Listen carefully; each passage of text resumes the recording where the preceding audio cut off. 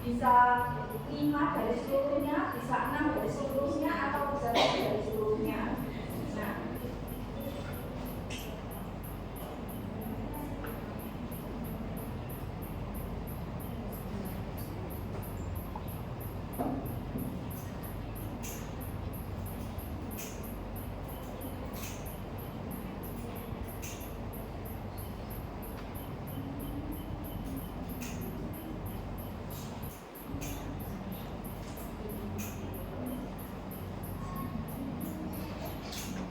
untuk nilai keseluruhan itu rumusnya banyak unit, lalu nilai per unit. Jadi banyak unit itu biasanya bentuk angka, cuma kalau misalnya nilai per unit itu biasanya dalam bentuk rupiah. Kalau misalnya di contoh soal, selanjutnya itu ada nilai per unit.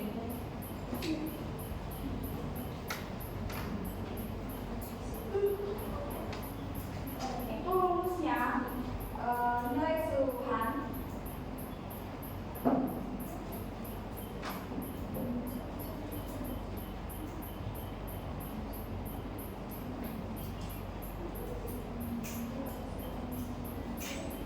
dibagi banyak unit.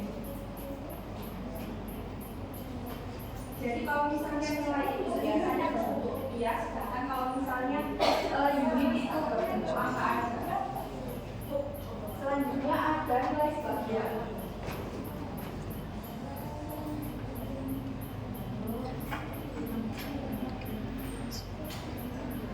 Nilai sebagian itu rumusnya nggak jauh beda sama nilai keseluruhan, jadi dikali.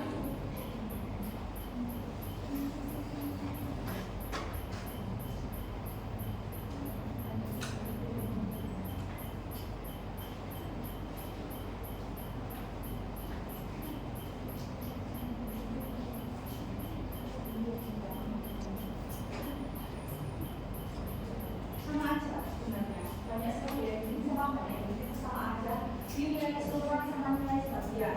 Kita lanjutkan contoh soalnya. Nah, contoh soalnya itu seorang pemilik toko menjual satu kotak karet penghapus dengan harga 8.400 rupiah. Ternyata dalam satu kotak terdapat 12 buah karet penghapus. Jadi satu kotak itu ada 12 buah penghapus. Harganya itu 8.400 rupiah. Terus di situ ada nilai per unit sama nilai sebagian. Jadi biar kalian tahu cara pakai rumusnya, di sini di situ kan udah jelas ya, ada nilai sebagian sama ada nilai per unit.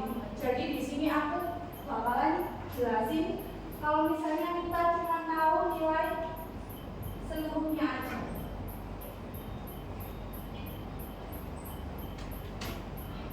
Ini nilai sebagian.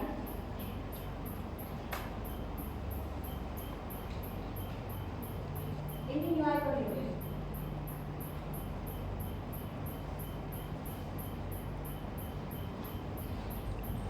Jadi yang diketahuikan nilai seluruhnya. Berarti tahap pertama kita harus cari nilai per unitnya dulu.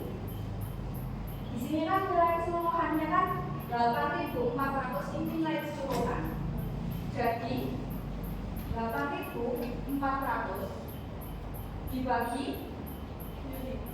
unitnya itu 12. Berarti 12 sama dengan 700 rupiah. Berarti nilai per unitnya itu berapa? 700 rupiah. Selanjutnya kita cari nilai sebagian. Nilai sebagian itu banyak unit dikali nilai. Jadi di sini kan ada nilai sebagian, aku ambil 5. Kita kan belum tahu ya harganya itu berapa. Cuma itu udah tulis, cuma kita mau cari sendiri. Ini 1.700 kan. Nah, berarti tinggal dikali aja. Banyak unitnya itu 5 dikali 700. Berarti 5 penghapus itu harganya 3.500. Bisa dipahami? Kalau udah mau aku hapus, terus aku lanjut ke contoh soal kedua. Contoh soal kedua itu lebih gampang daripada contoh soal ketiga yang soal cerita.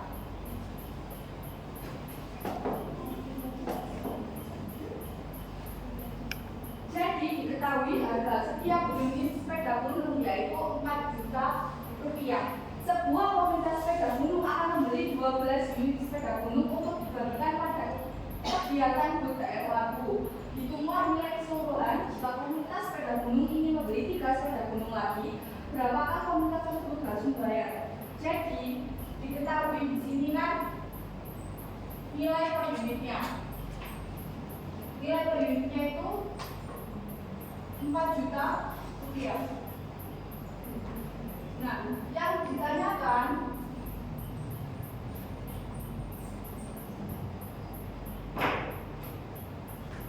itu ada nilai sebagian sepeda gunung berjumlah 12 sama nilai sebagian sepeda gunung berjumlah 3, lalu nilai keseluruhan total.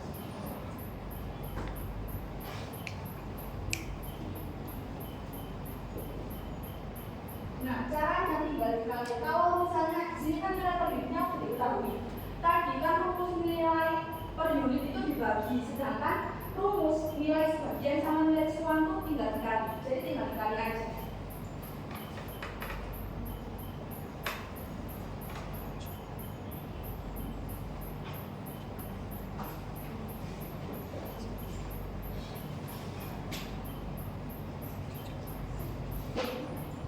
Nilai per unitnya kan 4 juta.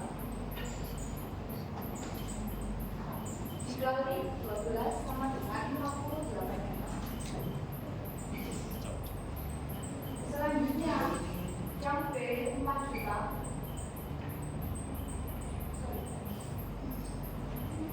Dikali 3 sama dengan 12 juta. Nah, lalu kita bilang nilai keseluruhannya 48 ditambah 12 jadi 60 juta. Bisa pakai cara langsung juga. Misalnya 12 tambah 3 berarti 15, tinggal dikali 4 juta. Nah, yang nomor 2 udah, sekarang yang nomor 3.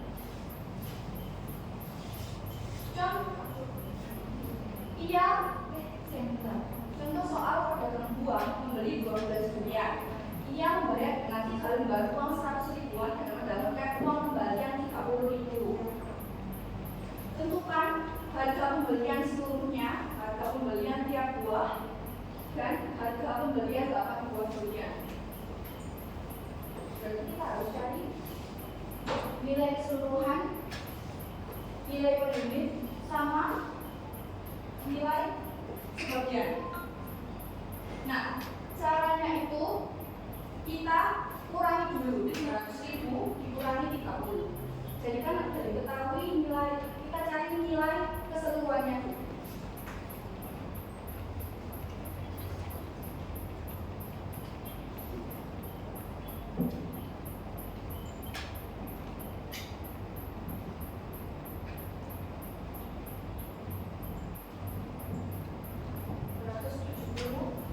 Jadi ini kan nilai keseluruhan.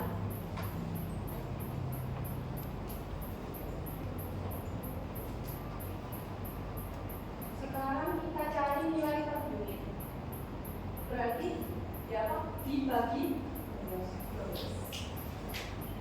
270 ribu bagi 12 sama dengan 22.500. Ini nilai per unit.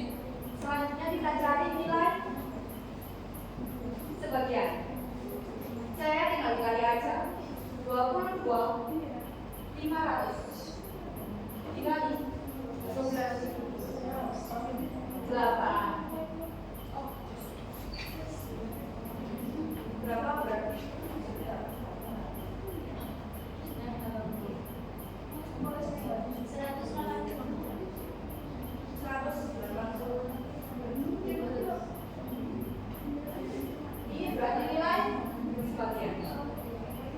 Selanjutnya aku sudah bakalan jelasin untung sama rugi. Untung sama rugi ini gampang banget, tinggal dibalik terus dikurangi. Jadi, sebentar ya.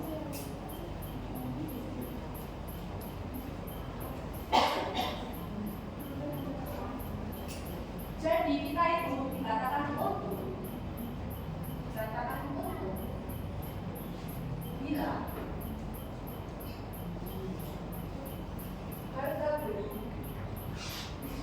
jauh lebih sedikit daripada harga jual. Jadi untuk rumusnya untuk cari untung itu harga jual dikurangi harga beli.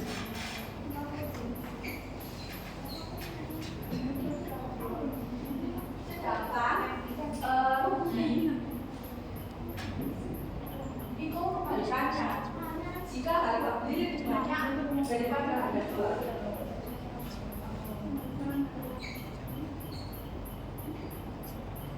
Rumusnya tinggal dibalik.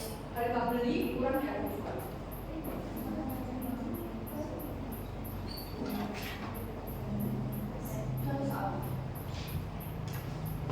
Nah, ini gampang banget soalnya. Dia mempunyai toko buah-buahan yang cukup besar di daerah Talang. Di toko buah-buahan tersebut, dia menjual kembali buah-buahan yang dibelinya dari petani langsung. Dia membeli buah anggur dari petani seharga 35.000, itu harga beli.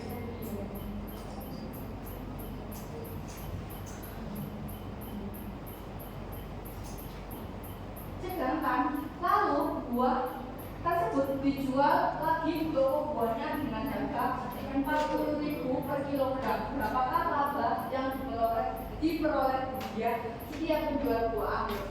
Wah, keren. Tinggal dikurangi 40.000. Kalau kurang kalian juga tahu punya berapa.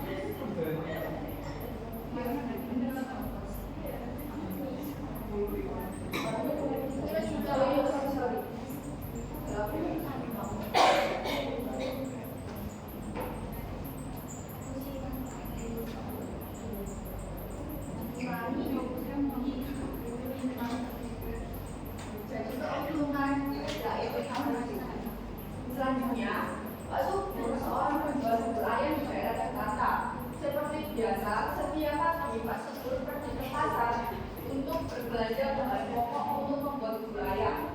Untuk membeli bahan pokok tersebut, Pak Subur menghabiskan uang 1 juta rupiah. Berarti uang dari Pak Subur itu 1 juta rupiah. Nah, dengan bahan baku tersebut, Pak Subur mampu membuat sekitar 130 porsi bubur ayam dan dijual dengan harga 10.000 per porsi. Pada hari itu, Pak Subur mampu menjual 85 porsi bubur ayam. Berapakah kerugian yang dialami Pak Subur? Berarti kita harus bagi 10 juta bagi 130.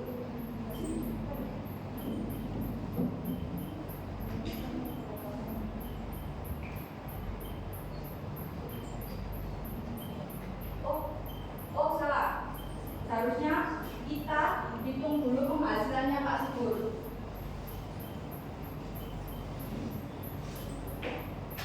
Penghasilan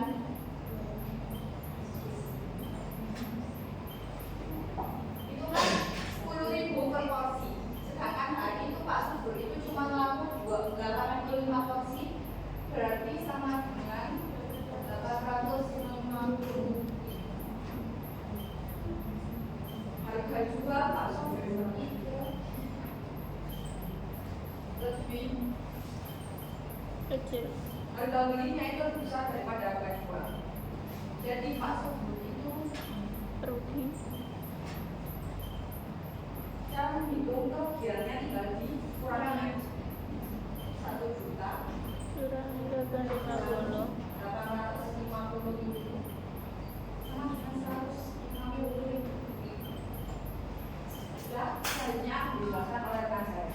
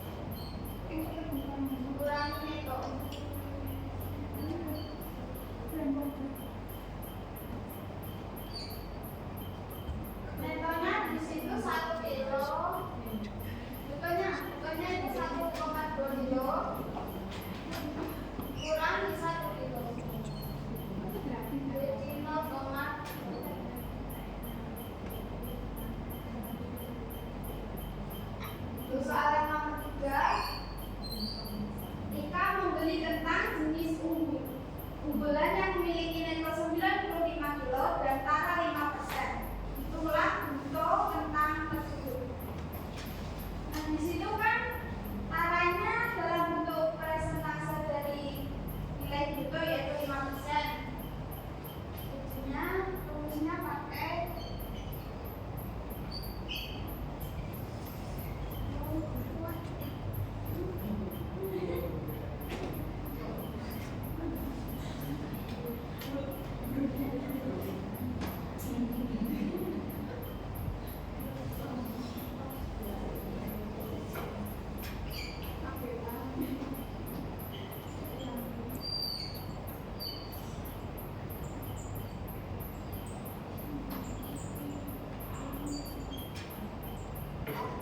di situ kan diketahui netonya itu 95 kilo. Dikalikan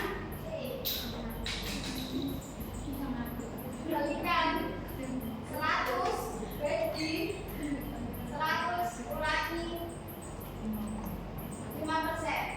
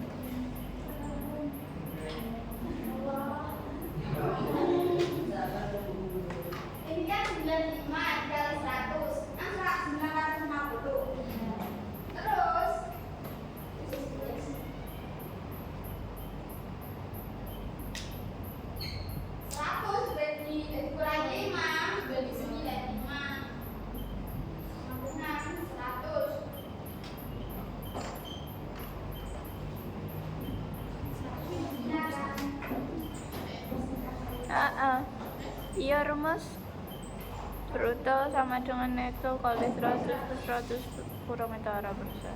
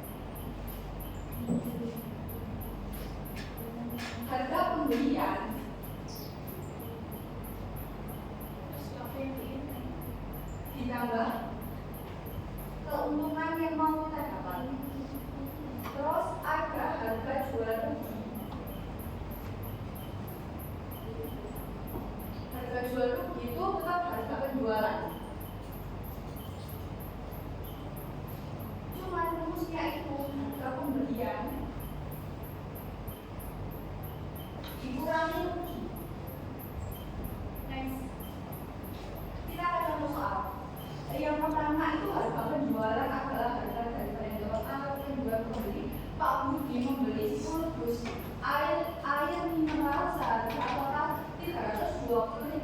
Jika biaya pengiriman sebesar 40.000, berapa harga pembelian per dus air mineral? Berarti air mineralnya itu kan harga barang. Ya, ini harga barang ya. Terus ditambah harga ongkir itu biaya lainnya. Ongkir itu biaya lainnya. Terus kita tambah 320 ditambah 40.000 sama dengan 360.000.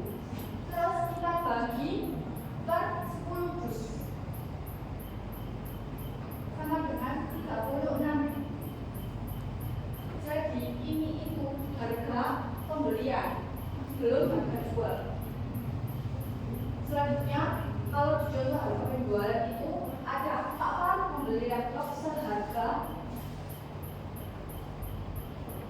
8.550.000. Ini itu berarti harga pembelian. Lalu Pak Faruk itu menjual kembali, mendapatkan keuntungan sebesar 430.000.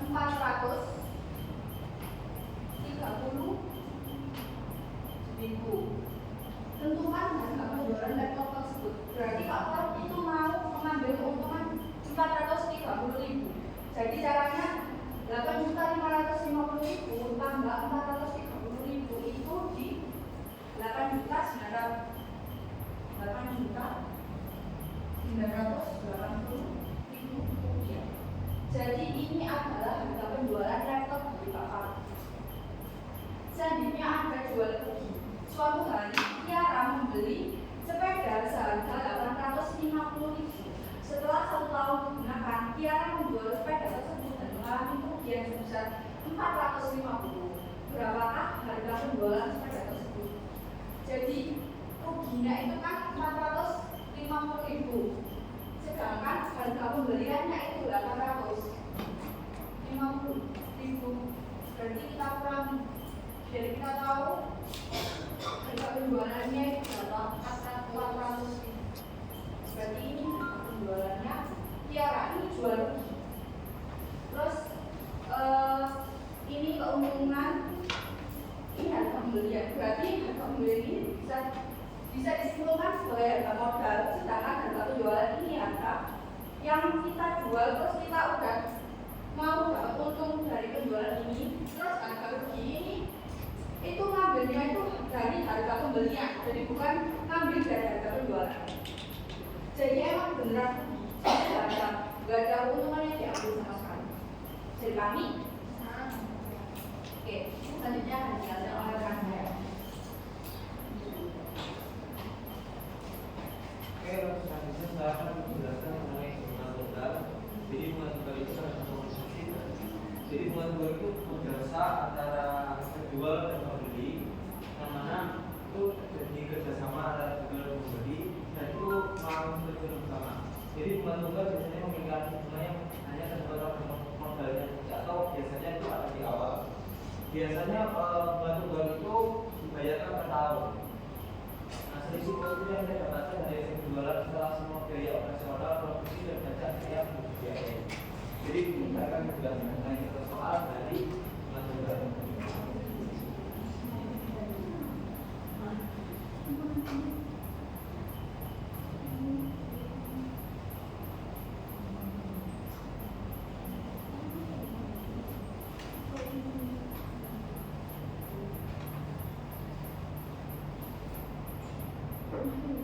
Seperti yang dijual soal itu ya, saya akan juga sebanyak 600.000.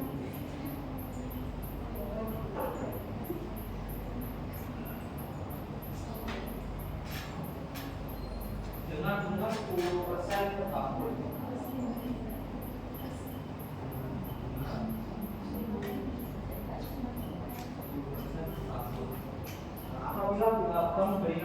secara tunggal hitunglah jumlah uang sela setelah 6 bulan.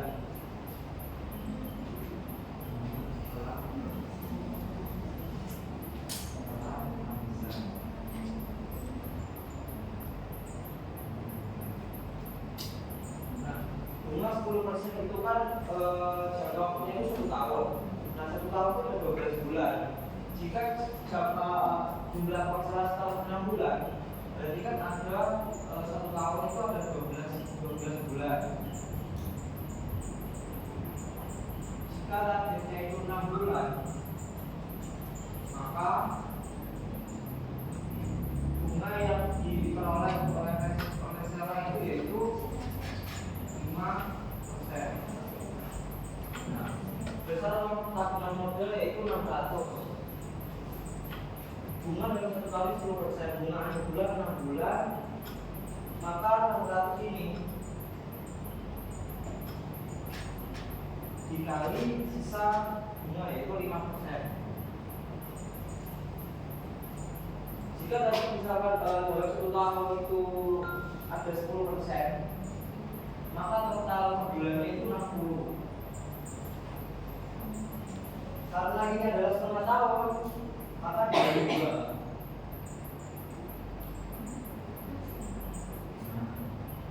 Maka hanya 30.000 bunga yang didapat oleh seller.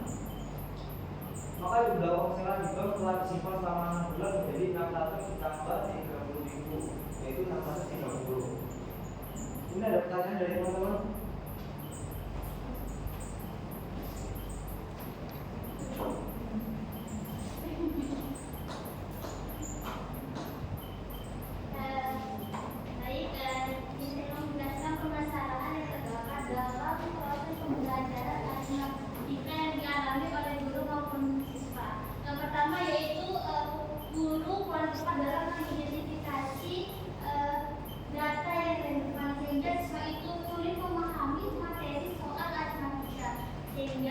Nantinya mereka itu sulit untuk mengidentifikasi data yang diperlukan. Selanjutnya, guru kesulitan dalam menyusun model yang tepat atau yang sesuai dengan ketidakmampuan untuk siswa.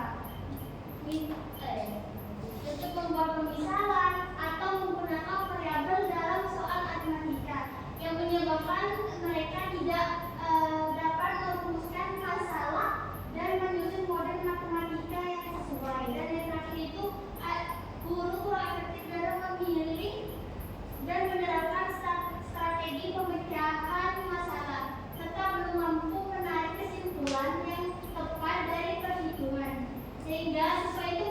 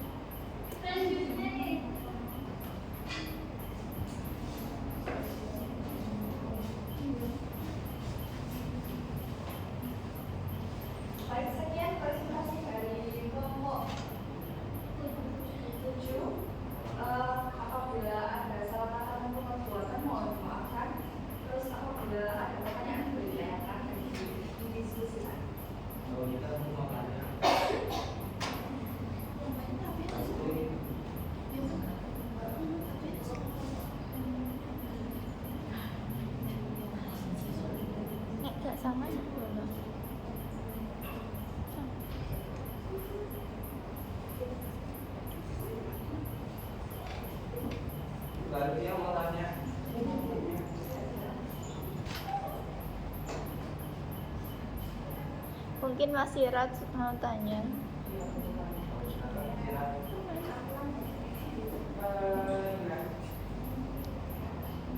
Pertanyaannya itu yang dulu sama itu sama yang sudah kemudian. Nah, yang pertanyaan pertama itu ada di pertanyaan yang dikerjakan oleh Mas Hadi.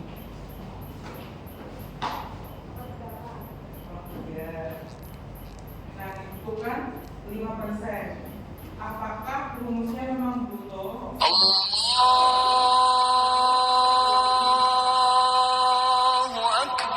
Karena kalau seperti itu berarti yang kalau soal nomor 1 di situ, kenapa langsung itu persentara? Maksudnya kan 2% gitu kan? 2% per 100 gitu kan? 2 per 100. Nah, kenapa tadi masih ada 100 per 100 min berapa tadi? Iya, min itu. Kemudian yang harga pembelian tadi. Nah, ini aku baca di makalahnya, harga pembelian itu adalah harga yang dibeli oleh pedagang dari toko grosir. Dan harga itu adalah harga yang dikeluarkan oleh pedagang. Nah, di sini itu emang dikali jumlah. Tadi udah saya jelaskan. Jadi seharusnya itu Dibagi. Kalau dibagi berarti dia lebih murah gitu. tergantung jumlahnya. Dibagi jumlah itu maksudnya per dusnya. Per item yang dia beli. Jadi misalnya, maksud tak jelasnya apa? Soal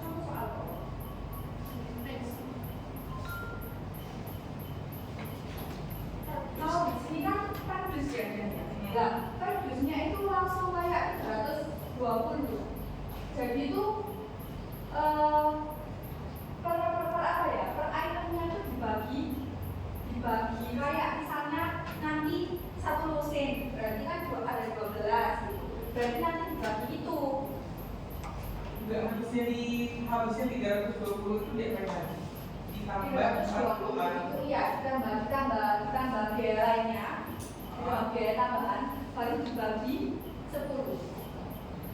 Jadi itu kayak di situ menyesuaikan dulu tergantung isi apa yang dijual dari toko grosir tersebut. Cukup jelas. Ya, terus Ada lagi pertanyaan?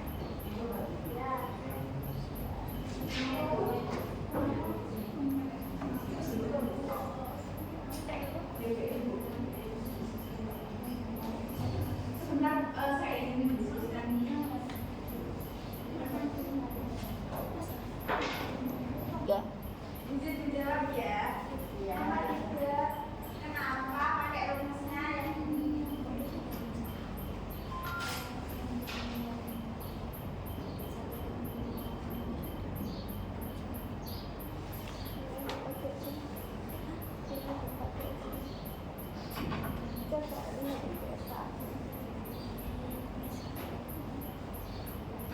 Karena ini tuh turunan dari turunan hubungan antara bulan dan perpustakaan.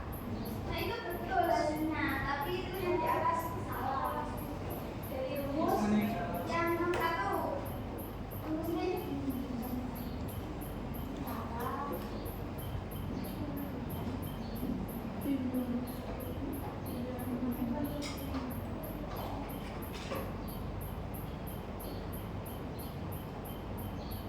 situ kan katanya kan diketahui 60 bukannya 60 kilo. Dari katanya di situ 2%.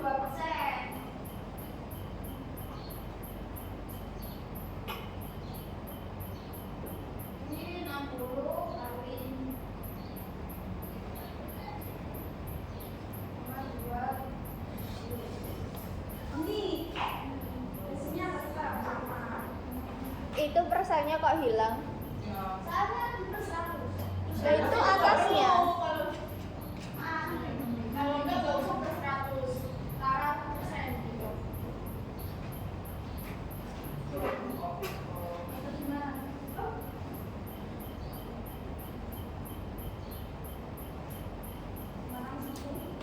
Kayaknya itu gimana? Kayaknya itu pakai kusen juga. Gak usah.